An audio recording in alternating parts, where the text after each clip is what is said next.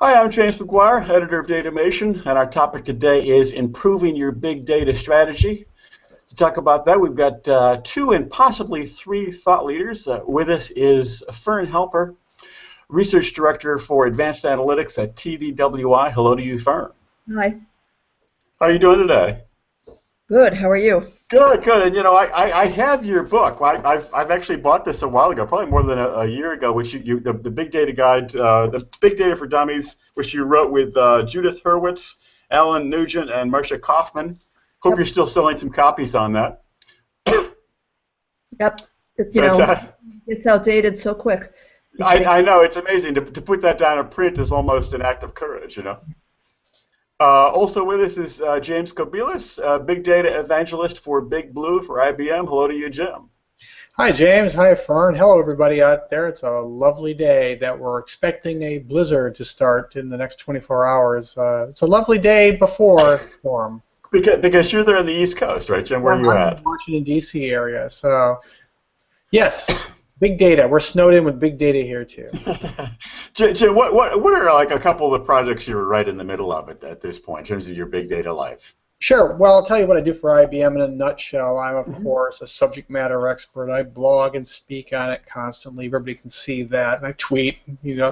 But fundamentally, what I do for IBM is that I do thought leadership and marketing. I manage the technical marketing sector of the IBM Big Data Analytics Hub, which is one of our primary content marketing channels. We publish. I'm a publisher. Almost like an editor-in-chief, essentially. You're a content expert in essence, Yeah. among other things. Those are some of the hats that I wear for Big Blue. Also with us is Stephanie McReynolds, VP of Marketing for Silicon Valley startup Alation. Hello to you, Stephanie. Hi, James. Thanks for having me. Yeah. So in a nutshell, what does Alation do? I don't think that everyone knows about Alation quite yet. Not quite yet. We're working on that, but maybe not quite yet. So, Alation is a data catalog, and I think that we're differentiated from the perspective of we're a data catalog that's really built for collaboration, both human-machine collaboration as well as collaboration between individuals. And you might be asking now, what is a data catalog? Well, a data catalog. I've heard it described as Yelp for big data, as one of the tag terms. Yeah, that's a great analogy. Think Yelp for big data, or even like an Amazon for big data. On Yelp, you have descriptions of places, and users are able to tag those places, provide a rating for places they visit, and share places with other people. And if you're a consumer and you're trying to figure out where to go to dinner, you search for a place and find it. We're basically doing the same thing for data. So in Alation, individuals can tag data sets, communicate and collaborate around data sets. We also give analysts insight into what's the lineage of that data, where did it start from, is it actually stored in Teradata or Hadoop or Vertica, or is it in a semantic layer in your BI tool, and help analysts increase their productivity and also trust the data a little bit more because they have all the information. Great. So big data, it's the interesting thing about the area of big data is that we've all covered it for years and been involved with it, but I wonder what the actual adoption rate is, and I asked the three of you how the market is really doing. I read this report recently from Howard Dresner Advisory, and it talked about the actual adoption rate among companies, and the figure that he came up with was 17%, which says to me that actual involvement in big data continues to be closer to its infancy than really being all the way mainstream, which kind of surprised me. Fern, what's your sense of where the market really is today? Yeah, I think he's probably directionally correct. I mean, we do a lot of surveys, obviously, at TDWI, and we actually also have assessments. So one of them was actually a big data maturity model where users, and you could still do this, you can go to our website and click on it. Maturity models, go in, answer a bunch of questions, and find out how mature you are in terms of big data. And so people answered a whole bunch of questions, and it looks like in terms of volume, I'd say, and we have a Hadoop readiness assessment out there now to see if you're actually ready for Hadoop. And in it, we actually ask how much data do you collect, how much data are you used to managing, that sort of thing. And less than 10% of organizations are actually, of at least the respondents, to our survey, were actually feel like they can manage petabytes of data. Mm-hmm. A much higher percent, like 30 or 40%, are managing or have experience managing terabytes of data. So if you look at, volume, big data, 10 terabytes, so there's enough organizations out there that can do that in terms of, the kinds of data that they're managing. Mostly it's structured data, but of course, we know big data is disparate data. So I'd say in surveys that we do, about 30% of organizations actually are looking at capturing and analyzing text data, and then you look at sort of streaming data, right, in terms of velocity, high velocity sorts of data, and that's low, that's under 20%, although there's huge interest in it. When you look at these charts, it's sort of like, 30% are interested, 30% are doing it, and another 40, 50% claim that they're going to be doing it in the next couple of years. So we're definitely on the cusp if these people actually stick to their plans. It's sometimes people get exuberant when they answer surveys. Right. So, it's I think Howard is probably directionally correct with that. Well, So, I would actually ask the same thing, but one caveat to the question. I guess if it is still minor like that, why the foot dragging? Considering we've been told these many years that big data is this huge competitive advantage. So why aren't companies just flocking to it as quickly as they can? Jim, what do you think? Well, first of all, maybe say that Fern's numbers and TDWI's numbers are probably pretty much within the ballpark in terms of overall adoption. But big data analytics solutions, and we're a diversified provider of the products and services for big data analytics.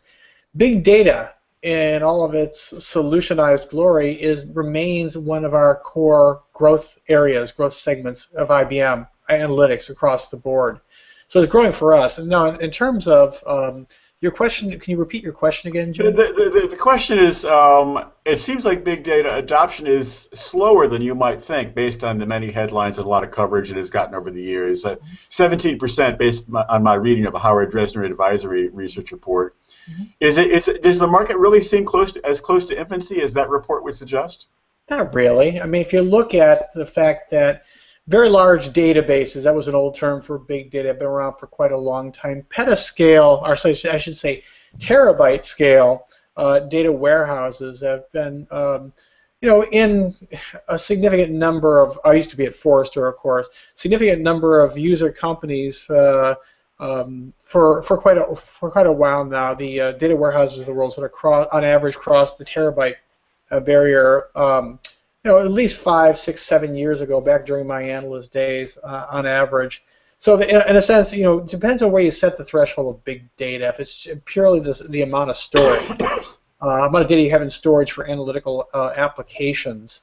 If you started down at 1 terabyte for, say, a data warehouse and so forth, you have a broad adoption for big data. Now, if you scope it more narrowly, big data to refer to simply Hadoop, one platform, then that's another matter altogether. But I think very large data sets for analytic applications within enterprises have been in adoption for quite some time.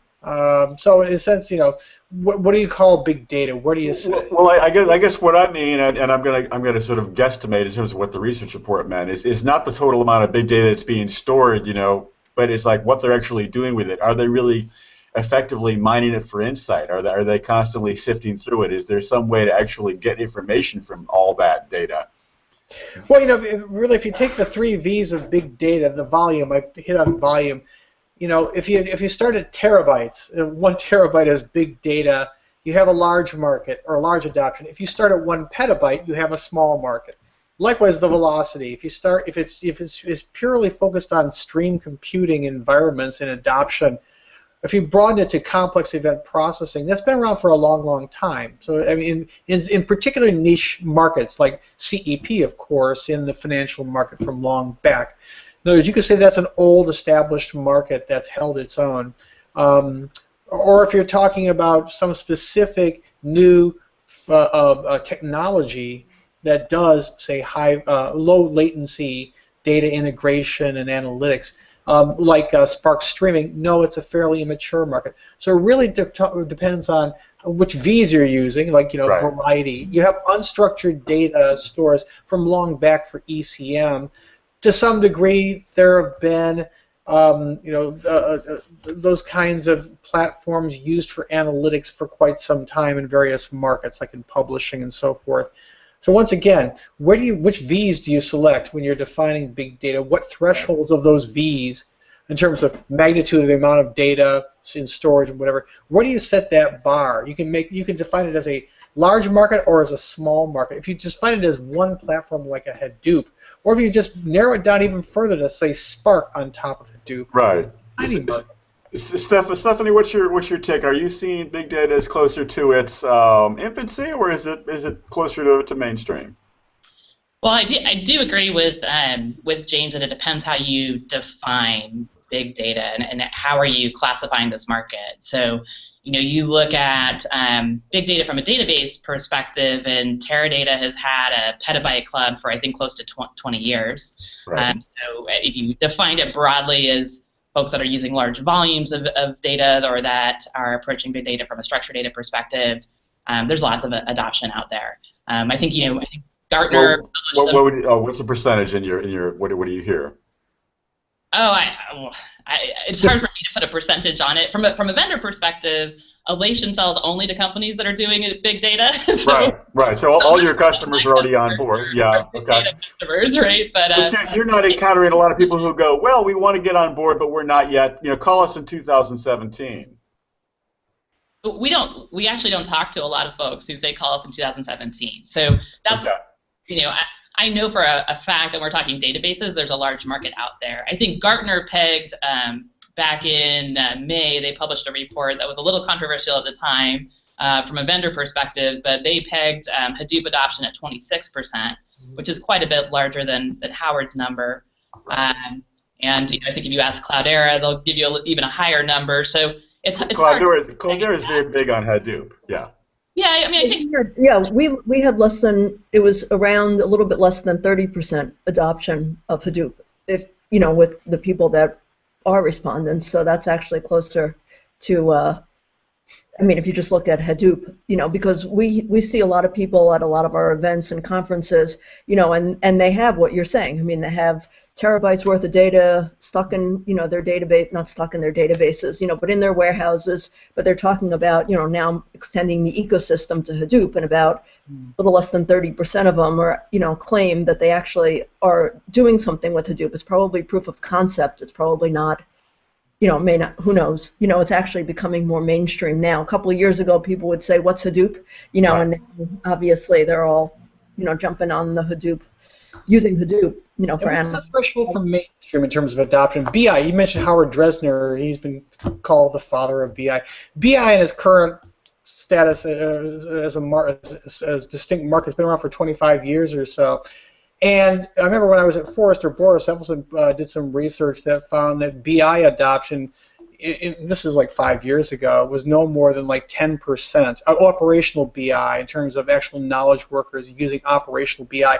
BI, by almost anybody's reckoning, is a mainstream technology in the enterprise world, but it doesn't have a huge adoption in terms of not everybody in the business world is using BI every day. Likewise, not everybody is using big data, but there are obviously strong niches in verticals and also within the horizontals, within organizations that are using big data constantly. Chief marketing officers and their organizations use big data constantly for social sentiment analysis. We certainly do at IBM. Right. So it's like, for example, the whole big data revolution really got going 5 years ago when the CMOs of the world discovered it. They discovered something called Hadoop and MapReduce that can help them filter the fire hose of Twitter to identify, sentiment that they can drive into their marketing campaigns. So in many ways, it's already mainstream in the CMO world, big data. It's just not mainstream down at the desktop, everybody's desktop. Stephanie, did you finish your thought there? I want to make sure you finish your thought about the adoption in the market. Well, I was just going to say that my guess is some of Howard's numbers, since he is involved in the BI community, are more reflective of what does BI on Hadoop today look like. And we do know that majority of the Hadoop implementations, I think no matter what study you look at, majority of the Hadoop implementations are still for transforming data and what looks like more like an ETL workload. And so I think that's where we have a little bit of a barrier to adoption is how do we make it easier for business people who want to use big data for analytics and want to use Hadoop? How do we help them find, access the information, and actually get some of these self-service BI experiences on top of Hadoop as infrastructure? Is that one of the biggest barriers to adoption? I would think that. I mean, I guess my question would be, what is holding people back? And that obviously there is a competitive advantage to using big data, and in many different levels. Why, Stephanie, if you take a stab at this, why are people not flocking faster to it, given that it's the advantage that it could be?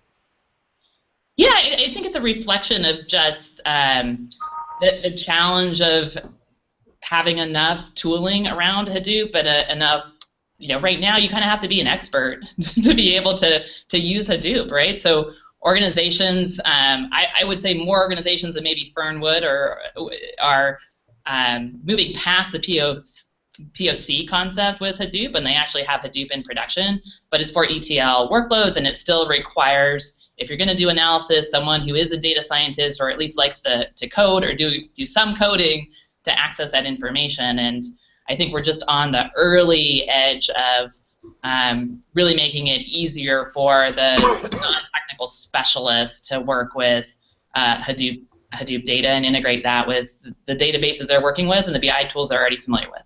Yeah, it's funny. Just a quick one, Jim. I talked to these two analysts last summer, and they're talking about Hadoop and had the skill set, and one was very firm, and he said to me, "Oh no, something that's holding back Hadoop is actually the lack of Hadoop specialists, and that's really causing a brick wall." And then, like 2 days later, talking to another analyst, either Forrester or Gartner, I'm not sure which, saying, "Oh well, people in-house could learn this fairly easily. They've got some developers in-house that could learn this." So there really is no skill set backlog. But Jim, go ahead. What's holding people back? Stephanie made an important point. For example, if we focus on Hadoop, which is of course in many ways the foundation and fundamental platform that everybody focuses on for big data, it's not the only platform, and it was never intended to be for all use cases. Hadoop in the last 5 years became a substantial market and has migrated in terms of the use cases. We at IBM, our customers, use it for ETL, information refinery, for a queryable archive, for a data lake, for information, unstructured information governance. All these very critical, important niche use cases. Hadoop, that's Hadoop's core function. But other big data technologies, Apache Spark has come along on gangbusters for stream computing, for graph analysis, machine learning, and then you got, of course, R as a language. You've got lots of other things like Mesos and everything else in the whole open source analytic ecosystem under Apache and so forth that fulfill various niches within. In other words, a lot of people in this industry seem to think that Hadoop was somehow fated or destined to become the Uber platform for all use cases, and it was never intended to, and it's not going to be that, and that's not a bad thing. It's proven fundamental to many of our customers' analytics and application strategies as the core information refinery. Nothing else can replace Hadoop for that core multi-structured information refinery function. Fern, would you point to anything in particular, or a couple of factors that you think are slowing the process down of adoption, or is it just a question of a new technology is going to be slow by definition? Well, okay, I just want to say one thing first, is that Please. Big data does not equal Hadoop, as points out. I mean, there's lots of platforms, there's lots of aspects, to it. It's, to me, what good is collecting all of the data if you're not going to analyze it? That's my thing about it. But in terms of challenges that we see people talking about in terms of analytics and Hadoop and big data and any sort of analytics and data management sort of challenges, it always falls into the top one is always we don't have the skills, and we don't have the staffing for it. So that's always sort of, that one comes out on top, very often. So they're worried about, rightly or wrongly, they're worried about the skills and whether they can get the staff. And then hand in hand with that, they're worried about they can't get the budget and they can't get executive support.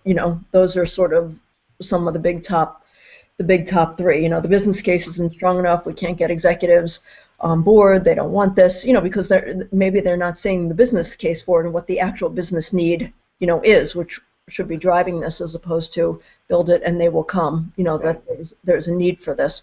So those are usually the top three: the skills, the budget, the executive support. Well, I guess if I'm a big data developer or a big data vendor, and I'm hearing that, I'm going to say to myself, oh, I've got to go in and give a sales pitch that says my platform is actually super easy to use. You're not going to need an advanced skill set to make this platform happen. Is that not going on, Jim? Is that, don't the salespeople say that when they make their pitch? Well, see, the salespeople in every company try to make the best case for their product or solution. You know, essentially, what it comes down to is that, you know, IBM stresses to customers that they need the right platforms for the right applications, but they need the right skill sets within their organizations. And there are specific skill sets that are critically important for leveraging the value of big data on whatever platform you use. Data science is critically important. Data scientists are, in fact, the app developers of this new generation. So what you're talking about here is that who builds the machine learning models that are the fundamental IP inside of cognitive computing applications for unstructured data, natural language processing? It's the data scientists of the world. So what we stress to customers now, one of the key things that you need to build skill sets within your development organization, bring more data science skills, bring more of the right kinds of tooling, like Spark, with the libraries of algorithms and models and so forth. And you need to educate your staff, your developers, on things like Spark. And then send them away to boot camps to learn how to do more agile development of, you know, big data applications inside of tools like Spark. And so a lot of it really focuses, like we did at Datapalooza, it's an ongoing series of boot camps, really 3-day community events where developers come together to get upgraded in their skills on the new generation of big data tools and to learn to build, you know, in an agile fashion, applications rapidly, to iterate. So it's really, a lot of it is just, a lot of our customers are saying, yeah, we need to just relearn how to develop applications in the era of cognitive computing. So that's fundamental. Which brings us to the idea of, you know, best practices. Stephanie, if you're advising people, if someone comes to you and says, well, you know, you're in big data, what advice do you give us in terms of like improving our strategy or getting the most from our deployment? I mean, what do you hear, or what do you tell people instead of, you know, some best practices for big data? Yeah, I actually tell folks that the most important part of this equation is not to think about the technology, but really think about how big data is going to change the work style of your organization and how we analyze information. And one of the things that Hadoop has done for us is introduce a new type of workflow around schema on read, which is more discovery-oriented analytics. Wait, give me the term again. Schema on read.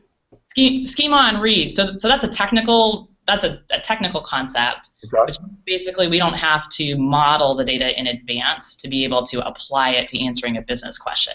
Okay. And what's great about schema on read is it introduces a more exploratory experience with the data, where I, as a business person, I don't have to, in advance of trying to apply data to my business problem, I don't have to communicate requirements to build a data model in advance and try to guess all the questions I want to ask of the data.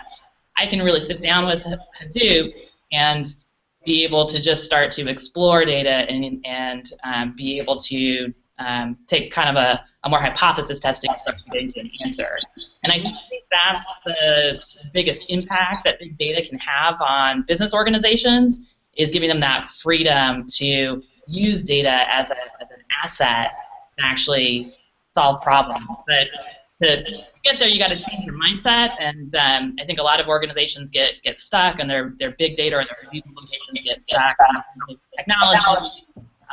They're not able to think about how their analysts might be able to work differently. And so one of the things we're trying to do as a vendor is get organizations and analysts to think differently about how they find and access their data and collaborate and communicate around it. And that's a pretty exciting place to be with organizations. Fern, what's your advice when people say to you, you know, we have big data, but it may not be working for us. So how can we get more out of this? Is there any like best practices that you throw out to people? There's a lot of best practices. I guess the way you said it, I mean, the first best practice to me would be, if they're not getting enough out of it, maybe they're not thinking about how they need to use it. I said this before. What are they trying to get out of it? If they're just sort of collecting it and not doing anything with it, what's the business problem that they're trying to solve with it? And then, when they know the business problem, if they claim that they can't get executive support or the budget, I mean, they have to evangelize it. It's sometimes it's not. If you have an executive on board who's interested, that's great. But a lot of organizations we talk to, they actually go door to door to door, and they sit down with executives, and they explain the value, they explain what they can be doing, and they look for the executive that can help them, and then they build it up from there. It's sort of like not a silver bullet. It's just a lot of hard work. A lot of people say, a lot of IT or developers, they say, we become salespeople, so they're actually trying to sell the concepts. So that's Right. what they're doing. And, they get the executives on board, they get the budget, they build their prototypes and proof of concepts that show value, and then, it sort of takes off. It does take off from there. But, in between that, there's lots of sort of best practices about how you evangelize, how you talk, building centers of excellence to, get skills, how you hire people, how you get the data scientist skills in your organization and that sort of thing. So it's a longer list of best practices, I guess I'd say. What about looking to the future? And Jim, you had mentioned you guys have predictions for 2016, which I'm curious to get. So I guess I would ask, where is big data going in the next, say, 3 to 5 years? But also, when are the robots finally going to take over? Do you know the answer to that, Jim? Because I want to go on record right now as I am in favor of robots. Yeah. Jim. I know we're at the end of the hour. I'll just quickly sum up the fact that more and more of the actual distillation of insights from big data is getting automated. Actually, Jim, I said to interrupt you. I think we're having a lot of feedback. It might be a question of muting your. Can you mute your speakers as you speak? Maybe that's it. I'm not sure because we're getting a lot of feedback that we weren't getting before. I don't know. No. Okay. Well, go ahead. Tell me where we're going 3 to 5 years out. Yeah, I know we're at the top and I need to run, but I'll let you. Give Okay. All right. Basically, big data distillation of the insights from big data is getting automated through technologies, specifically machine learning, deep learning, and whatnot. That's in other words, it's robotic distillation, continuous distillation of insights from massive data sets that are getting ever more, diverse, ever larger, and coming in faster. So it's it's unsupervised learning, it's data science, it's artificial neural networks, it's automated recognition of faces and voices and sentiment and all that. And then that's driving more and more business applications, things like marketing and customer service, and these chat bots that you deal with when you go to like Staples or whatever it might be, whoever's website. That's big data under the covers, and more of that is getting on those kinds of engagements with your stakeholders, your customers, getting automated through the magic of big data under the covers, machine learning models driving automated scripts and so forth. So really where big data is going is a lot of the data science workflow is getting automated to the hilt, and it has to, because companies live and die by these models, and these models you can't hire millions of data scientists to be building these and tweaking these models night and day. A lot of that factory pipeline for machine learning has to get automated, and is, and that's where it's going. Fern, what do you see looking out 3 to 5 years? Like, where is big data going in the future? I totally agree with what Jim's saying. I was going to say operationalizing and embedding. That analytics are going to be operationalized. They're going to become part of processes, automated. In systems. Decisions that are too complex for humans to do sort of over and over again, using these techniques. So it's going to be operationalized, it's going to be embedded, to bring the decision to the point of the decision maker or automate the decision. And I also think that's going to also be driven a lot by the Internet of Things, in terms of data being produced and the use cases sort of out of that. We're going to see a lot more of that around preventive maintenance and customer engagement and all sorts of use cases around Internet of Things, which is also going to feed right into that automation and embedding and operationalizing. So I think that's where a lot of this is going. Stephanie, your take on the future, and do you have a plan for when the robots take over? Are you ready for that? Well, we're actually big on robots here at Alation. Great. We have a machine learning component in our product that we've named Allie the robot, which you may not know, but so we're big on robots. Are you ready? You're ready then. Okay. We're ready, but I think in all seriousness, I think we have a little bit of a different take on the role of robots and machine learning in this big data equation.